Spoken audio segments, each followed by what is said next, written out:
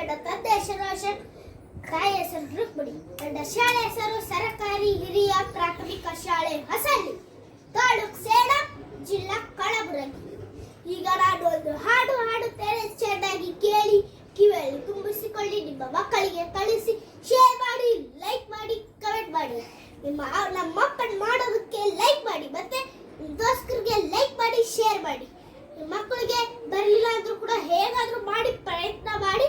Kannada medium ಇದ್ರೆ ಕನ್ನಡ ಮೀಡಿಯಂಲ್ಲಿ 2ನೇ ಪುಸ್ತಕದಲ್ಲಿ ಚಿಟ್ಟೆ ಚಿಟ್ಟೆ ಅಂತ ಹಾಡು ಇರುತ್ತೆ. ಅದನ್ನ ಪದ್ಯ ತುಂಬಾ ಬರ್ಕೋಬೇಕು, ಸ್ವಲ್ಪ ಇರುತ್ತೆ, ಅದು ತುಂಬಾ ಅನ್ಕೋಬೇಡಿ.